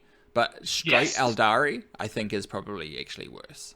Like, this is that little caveat there. If you are taking Inari, I definitely think that is a lot stronger. But if we're rating them separately, then yeah, I think they're definitely pretty weak. They're definitely probably C, but that was just fun to do for a second. So that is them. Then next we have their angry friends, the Drukhari. What are we feeling about Drukhari? Ollie, your thoughts first. In this matrix, I think they're a D tier. I think Drukhari caught strays for no reason. I think based on my play and stats, Drukhari were just an incredible and formidable mid-table bully, and that was it.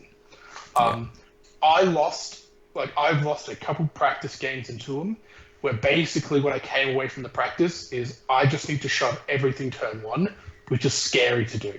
Yeah. It's always scary to verse something for the first time, or to not be very sure, and go, should I just completely full send like turn 1? Like, surely this goes super poorly for me. But if you do that to Drukhari, they're probably going to bounce in a couple of key players. You de-transport them, and then they're nothing. And the moment you de-transport them, it's just over. And I think that when the Drukhari gets to keep the transports for later in the game, and they're constantly sending out Incubi to kill stuff back into the Raider and all of this, that's when they get this tremendous value. But if you know how to verse them and you're playing on the same skill level, you just beat them. I just don't think that they have proper answers to that. And yeah, I think it's crazy that they copped the nerf. I don't think they needed the points nerfs that they did. And I think they can still be played, but they're just a formidable mid-table bully, and I don't think they're much better than that. That's fair. That's very fair. That they definitely didn't need the points nerfs that they got. If anything, I would have thought it would just be the planes that cropped another nerf, and if everything else stayed the same. Because I think that list without the planes is actually fairly fine. It's just, the planes was the one thing that kind of maybe pushed it a little bit because they were just. I thought it'd be scourges. Ugh. To be honest, and they never touch Scourge. That's the thing, though. It's like, oh, your move unit that just moves for free. They're fine. Yeah, with las cannons, that's just like shooting everything. It's like, I'm gonna take 15 las cannons. Move. You'll never hit me ever. It's like, okay, then I guess you just get to do that. I like how there's the elf in the corner, and he's like, "What are you guys talking about?" No, why don't you even touch my scourges? Hayden, what are your thoughts? Main factions. I'm a very sad man at the moment, but like the Drukhari hit was just ruthless. I was like, you hit the thing was for me was they hit the Incubi and the Archons at the same time, and they hit the Archons, I reckon, because of the aura that they have where they can do the CP thing. Yeah. But only one of them gets it. Yeah. And then the other two don't. If you take 3 of them. But then they hit the Incubi as well. So that whole complete package went up quite a lot of points. Yeah. And it just like, yeah. And then when you take Lilith and what was the other thing that went up that was a surprise? Anyway, you take those 3 things. I think some of my lists that I've been tinkering around with went up like 125 points. And I was like, that's quite a lot to cut out of a list. And yeah, Scourges are good. But if Drukhari don't have, like, if you take Scourges out of Ynnari, like, and you look at what Drukhari have in terms of anti-tank, it actually starts to get very, like, what? Like, they do fall off a bit of a cliff because Dark Lancers aren't reliable for it. You know, you get a Ravager, let's say, it gets 3 shots, 2 of them hit, 1 of them might wound, you've got a save of some description. It might be a 5-up or a 4-up. And there's a 50-50 that I do 6+2 damage. Yeah. It's not great. Like, so you kind of need the Haywire Scourge in there. I know that they're a pain in the ass, and I know people hate playing against them, but they just don't have access to anything else to deal with armor and vehicles and things like that. So, and there's some ways to get around them, but they are tricky. And they're an annoying unit, and I love using them. And I love it when people get real salty about me using them and jumping away and hiding them the whole game. So. I do remember a practice game before WTC, and I think you were playing Michael, and I think you rolled every single hit, every single wound with your Haywire Scourge into one of his. I think you split fired into 2 different vehicles, and you popped both of them. I've never seen so much salt from one man pour out in one activation. I've had 1 unit of Scourge with the full Haywire, so no Dark Lance in it. So it was a whole Haywire thing to 2. How many was it? It was like, I think it was 18 devastating wounds to a Land Raider Redeemer. Oh my god. Disgusting. Yeah. I was like, suck that, Redeemer. and you're on here 5 seconds ago being like, you can't remove Scourges. Yeah. Take the Scourges. Yeah, but I've also had them jump out, like 3 units of them in my last WTC game. 3 units of them jump out and not put a dent on an Imperial Guard tank. So you're like, yeah. Swings that's the indomitable human spirit. Like, that's just the human spirit fighting against the evil oppressors. But yeah, unless you're Scary, I'd put them in probably D. Yes. We'll put them in D tier. This will be the caveat, is Scary literally won a 6-round GT this past weekend with them. Not using the new detachment either, it was the original detachment as well, the Space Raiders. I actually think if you're playing Drukhari, that's where you go now. Yeah. I think you go Real Space Raiders, and I think the units that detachment wants to use didn't get hit, or the units that the Splinter Fleet wants to use did. So I think you do make that jump now. Yeah, 100%. Yeah, and Scary also had a pretty hard strength of schedule. He played Chris Haynes, who was the Canadian captain for WTC 2024. He played some very incredibly strong players and still made it through. So he did a really good job. So I think Drukhari, piloted by one of the best players, can be amazing. But That's a very big caveat there. So most people watching this, I think everyone watching this, is not Scary level of player. So. You've got Vanilla on World Eaters, you got Liam Hackett on Imperial Knights, you got Scary on Drukhari. Exactly. When you've played that faction for 20 plus years, you expect to be very good at it, right? Hey, Hayden. Yeah. Cool. The next one is Genestealer Cults. Now, this is one that I thought, with the points update, that they were going to get hit. Not heavily, but I thought that they were going to get some kind of nerves, either to the Hand Flamers, to Ridge Runners. I thought something would get hit. I thought the list would probably go up 50 points. Just because I played against Ollie actually in practice games. I played against Tate, who won GT the other weekend. He was my only loss at that event. Was playing the Outlander Claw GSC list, and it went down in points. You ended up gaining 70 points roughly to the it's 60 from most Outlander lists. At least for mine, it was 65 points, which is just a unit. Yeah, just wholesale. Absolutely crazy. I think Genestealer Cult are in a really good place, but I am not the GSC player. Oliver is. Ollie, what is GSC like now? Yeah, they're busted. They're just crap. Yeah. What I think is really interesting is that it is specifically that people put the time and the effort that no one, not me, put in to figure out what makes them work. Yeah. There is nothing that I think has happened in the last couple balance and data slates since their codex that has truly made them crazy. I think the Outlander Claw list that you are seeing now could have been taken to WTC, and you could have seen, but no one really had the time. There was obviously a lot of thought and care and dedication that went into making the current list work. Yeah. And I think one of its biggest factors is it's just not intuitive.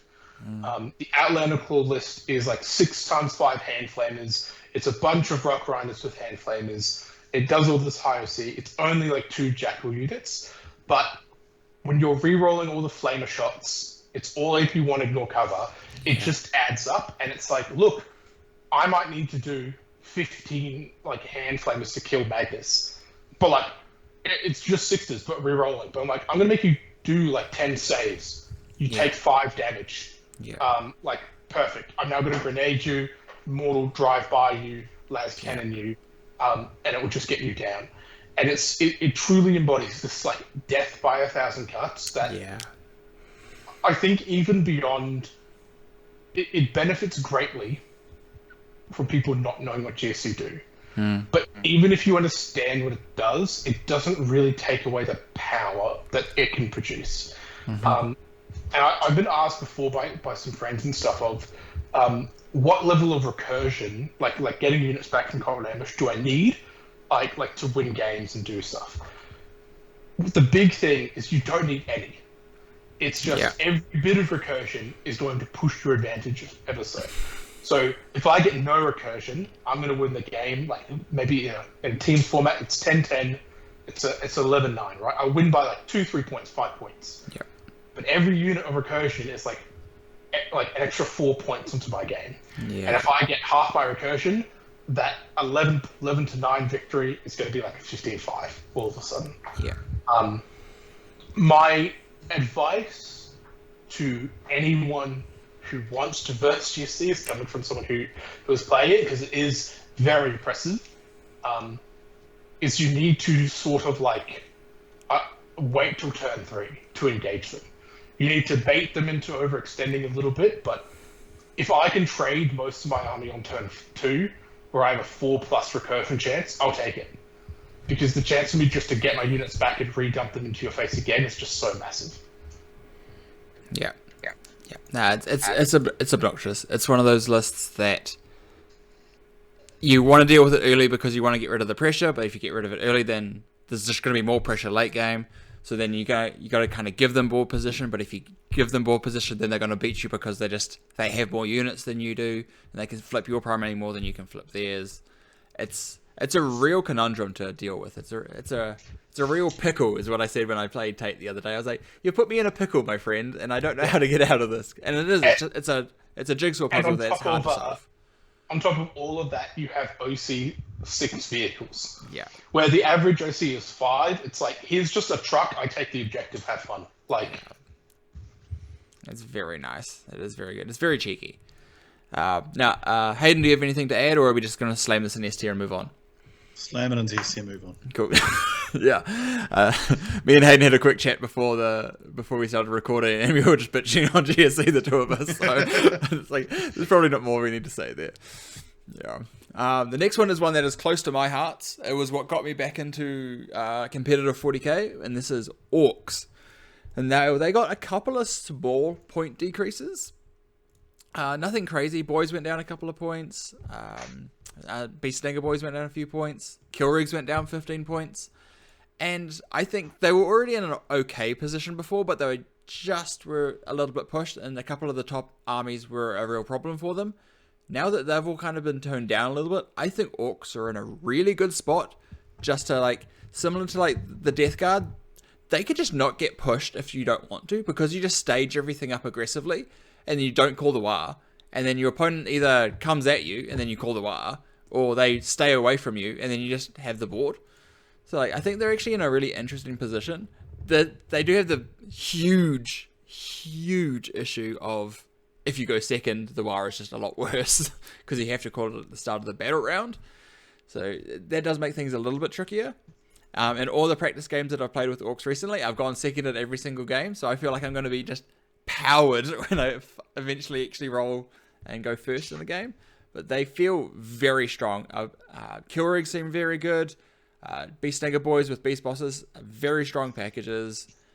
I've tried with and without Gaz, both seem very strong. But yeah, I'm really high on them. I think they're probably in the A to S tier range. Hayden, what are your thoughts?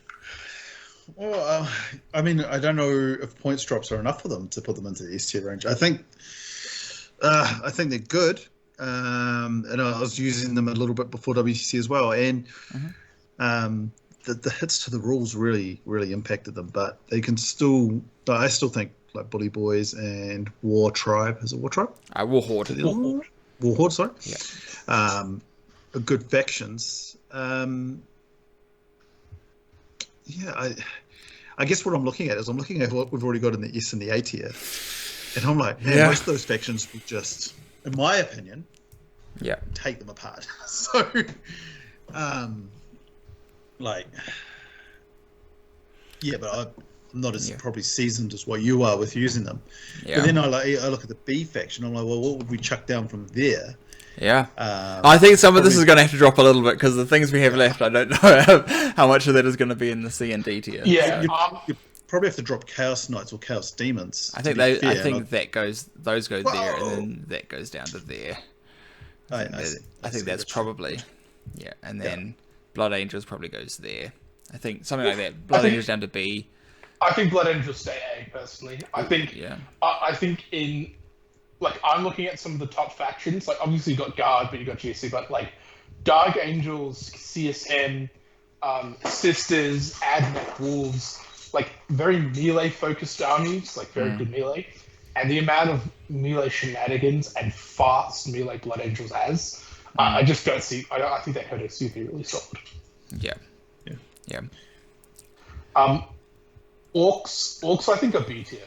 To be honest, I would like to see the results before I put them higher. I think they've got a lot of buffs and benefits, but I think the meta is just really strong at the moment.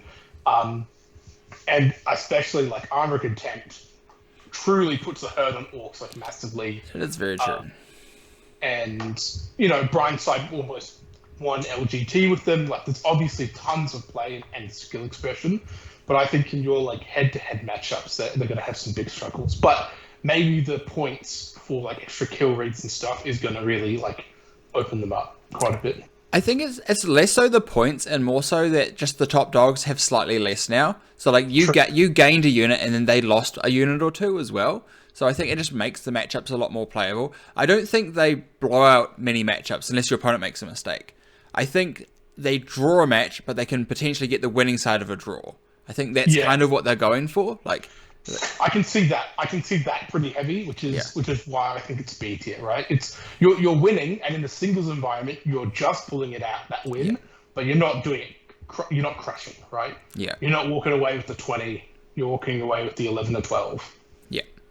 It's kind of like the League's Votann kind of argument. They're playing a game, which we kind of know how it's going to play out. Yeah. They've got some tricks in there. They've got some pretty cool tricks in there. But it almost does seem like quite a fair game as well. So, okay, I know when you're going to call the war. Yeah. Because especially if I'm going first. And I know when you're calling the war. Yeah. All good. Yeah. I'm going to stand this many inches away. You can't charge me. Yeah. Part of one of the best parts of your war is now wasted. Yeah. Or I'm going to put this unit up. Yeah, you can charge it, whatever. Do what you want. But, and then, like, we look at some of these other things in the B tier as well, like the Grey Knights and the Death Guard. Death Guard are quite a methodical army in the way that they play. They're going to move up. We know you can measure out the contagion range. You can know where you're going to have to be for all of that as well.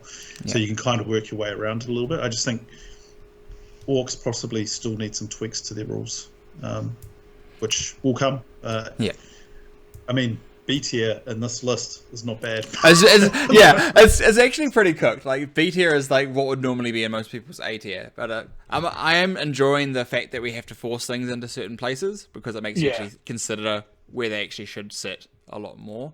I'll concede that they probably are a B tier, but in my heart they're an S tier. Yeah. I'll prove it in a couple of weeks' time that Orcs are better than they are. Look where my two favourite factions are, Voss. Hey. All right. Yeah. Astra Militarum and GSC are your two favourite factions. Oh, yeah. It's a weird two factions to choose, mate. But no, yes, it's a crossover with the Brood Brothers. Love it. We'll put them in B tier for now, and we'll see how it goes. So next we have the other army that is also very near and dear to my heart, which is Tau Empire. Now, Tau did get a slight nerf. Riptides went up 10 points, which is horrendous, absolutely atrocious. They're completely unusable now. That is a complete joke. You still take 3 Riptides. They are very good. They are one of the best units that Tau have access to in the detachments that you want to take, which is Montcar and Rek'Had at the moment. Kayon still definitely has a place, but Montcar and Rek'Had, I think, have just gone up with... if you look at what's in the top of this on the S and A tier, Montcar and Retaliation Cadre just nuke a lot of this. They have games into every single thing there. Astra Militarum is probably the hardest matchup, but I was talking to Ollie earlier, and like GSC, if you build it to kind of play that matchup a bit, you can really put struggles on that. And yeah, I think Tower in a really interesting, very good place. I wouldn't put them lower than A tier on this ranking. I'd put them as S tier myself. I think they're going to come out of this just smoking people. And I think Ret Cadre, is that what it's actually called? Retaliation Cadre is the Crisis Suit one, yeah. Yeah. Like some of the stuff that they have access to, like the 3-inch deep strikes, the 1 CP strike and fade is great. That really pisses me off. Like that annoys me knowing. Like Ollie talked about movement the whole way through, and like 1 CP to move that unit. Like the fusion blaster guys get them real nice and close. Yeah. Absolutely nuke whatever they're going for, and then just tap out back onto an objective, and it's just like, it's just so frustrating to play against.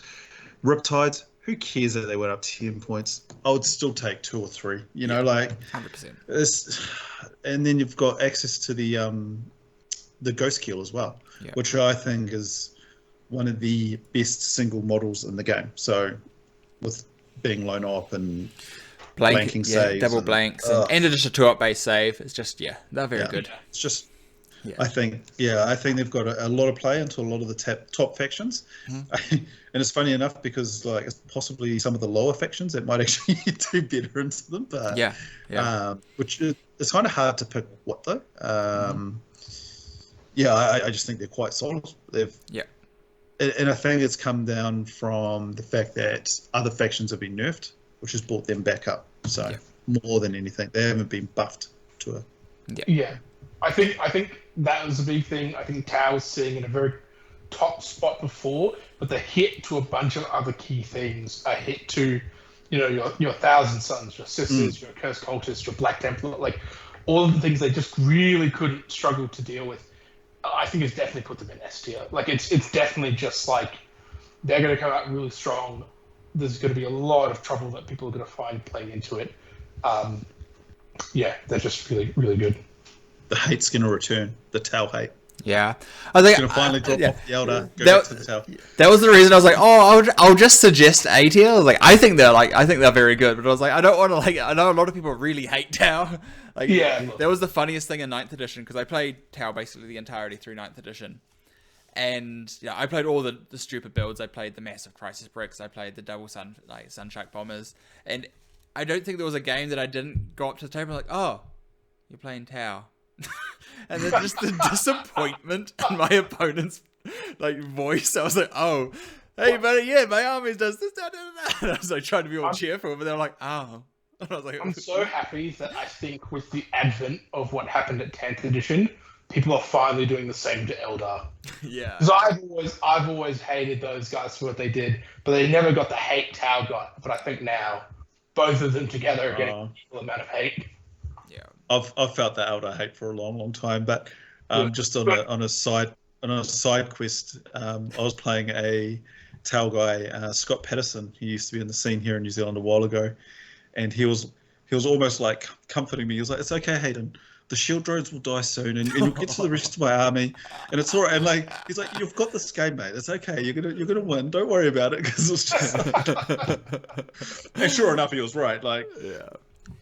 Eventually the shield drones all died and I killed all the stuff, but I think they've always kind of had a frustrating army to play against, and then I think the fact that they only operate in the shooting phase, it's kind of, but in saying that, they're fine, and it's good that they got their time in the sun because they haven't actually been that good for a little while. So they've been very consistent since 10th edition's inception. I think they haven't been absolutely broken at any point. They have never been bad.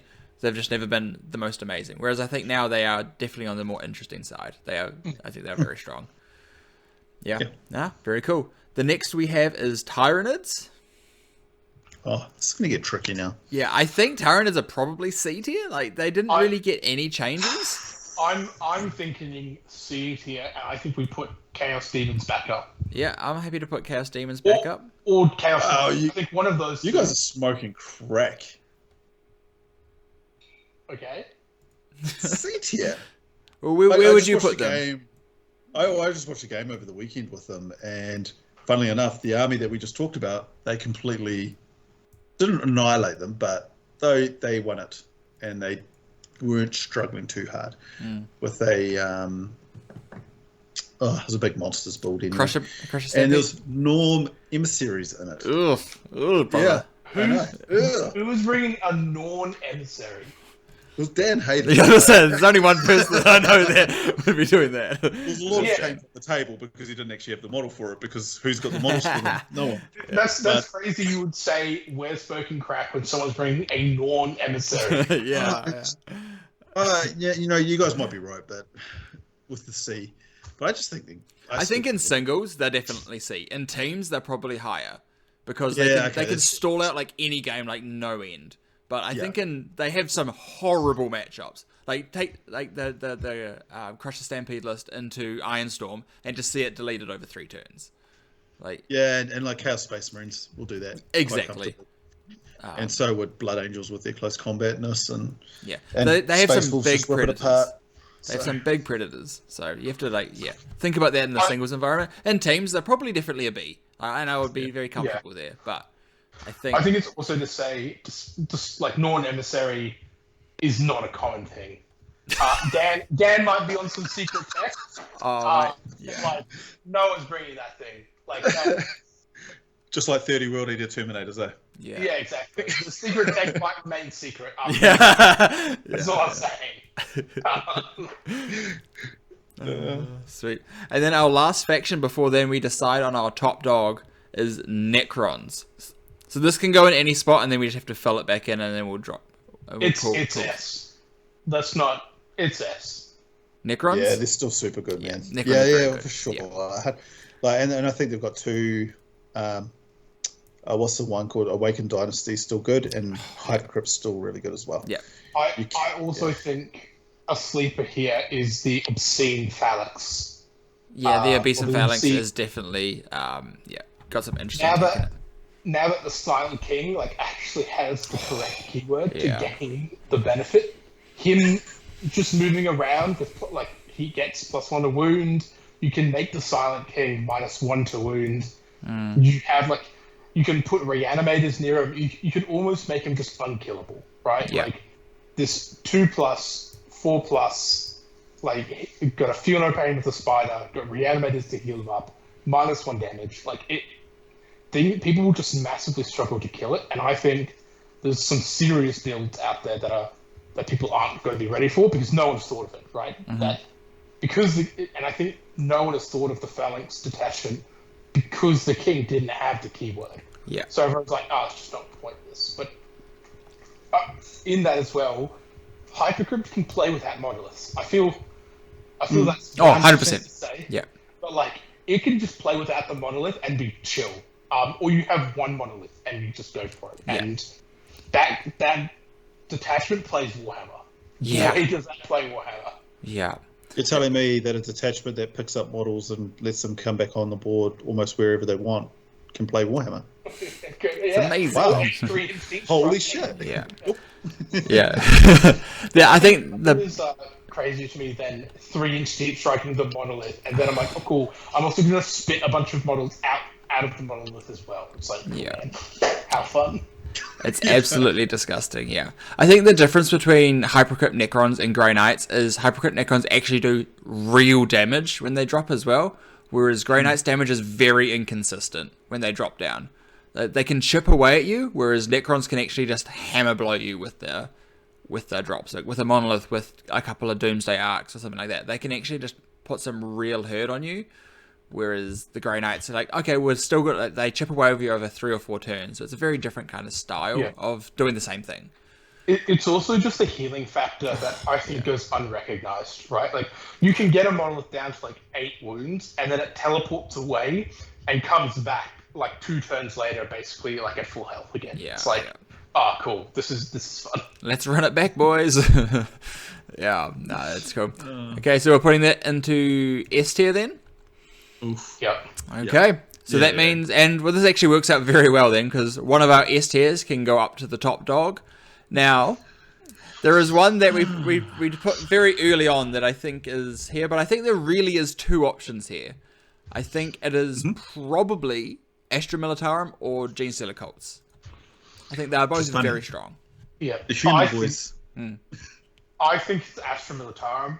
I think Aquelons aren't going to be that hard for people to print or to add jump packs to their dudes. That's fair. That's fair. And I think that's the big thing. But I think GSC is still very hard, right? Even with the really good list, at every level you have to play the game to a near perfect thing, right? You can be in a very favorable matchup, but you miss position, you lose too much stuff, you don't get the stuff back. Especially in that list, if you lose the vehicles, you don't get them back. Things snowball really hard, and you do that. Guard, I don't think is like that. If you lose the Aquelons, you just bring them back. The tank commanders are pretty self-explanatory. Yeah. The Ogrins work in a very explanatory manner. High skill ceiling, and there's a lot you can do, obviously, but I think their just raw output now is just really strong. They have all the chaff, all the trading tools they need to play the mission and to screen, backed up by tanks that kill God. That's very fair. Yeah, I definitely think Astra Militarum is incredibly strong. But Genestealer cults also, like Astra Militarum, at least people can't kind of understand how it plays a bit, so there's a bit more like understanding there. Whereas I feel like Genestealer cults have a bit more of an unknown factor, which definitely helps in like a one-time matchup. And also trying to get good reps, you're more likely to get reps into Astra Militarum than you are into Genestealer cult, especially good reps. So I feel like that's also another thing. If you go against an average Astra player, actually no, I'll cut there, because both of them, if you're playing against an average player, you're not getting reps against the faction correctly. So both armies you have to play well. It's like the trick of it, right? Is that you probably don't ever verse your average GSC player, because no one's sticking with the fact. It's like AdMech, right? Like, you don't verse the average AdMech player. You're versing the guy that's still playing this faction through the second mortgage and like all the reps. Because GSC is almost an equivalent. Like, it's not as expensive as AdMech, but it is costly. Like, if you want to bring 30, 35 hybrids, they come in like boxes of 5 for $100. Like, that hurts my soul. Okay, Hayden, what are your thoughts? I just think Astra is actually a good counter into the cults as well.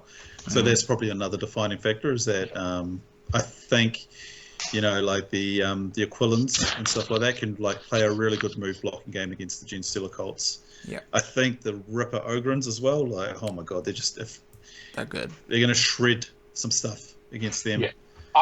The Catachans, really good. Yeah. The Flamers and stuff in there as well.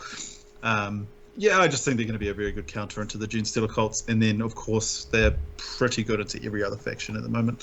So, it's hard to argue that they're not the top dog. I think it's, like, to second that, right? Like, I'm adding in a, like, Clamavis, like DJ Khaled, for a 12-inch Deep Strike Deny, 4 guard, right? Like, I would rather put that in for, like, a killing character or a saboteur or something, but I'm like, no, I need this 12-inch Deny because I need to make sure I don't get a quell onto my backup, like, you know. Yeah. Goddamn Aquilans. Yeah, crazy. Especially for the points cost, man. Absolutely nuts. Yeah. It's just Votann Jaegers. It's like this random kill team unit just like it makes the army like so good. But then Guard just like, oh yeah, what if we just had 3-inch Deep Strike on demand? Bring on the Swooping Hawk kit when that comes out on the kill team. No. Ooh, dangerous. Scary stuff. Though, I must say, all the kill team models, absolutely stunning. Like the new Vespers, all of them, amazing models. Like they're knocking it out of the park with them. It's just annoying how the rules are coming out. Yeah. But now, whoa, that is it then, guys. We have Astra Militarum at the top, and then at S tier we have Genestealer cults, Tau Empire, Dark Angel, Space Marines, and Necrons. And then I realized I don't want to go through the rest of this, so you can look at the video if you want to read everything else. But thank you guys for coming on. This was really interesting. I think it was actually really good having to limit how much in each tier. Really kind of made us think what is worthwhile in the tier, right? Yeah, for sure, definitely. Makes it a lot harder. Thanks, Chris. Yeah, no, you're welcome. If I have the top dog like you and Hayden, I have to make sure you're worth your money. Thank you guys very much for coming on. Thank you everyone for watching or listening, because this will go on Spotify as well. If you enjoyed my content, please leave a like, subscribe, comment down below, message me, whatever you want to do. Thanks for listening. Thanks for being on YouTube, and have a great night, and we'll catch you next time. Bye. See you guys. Bye.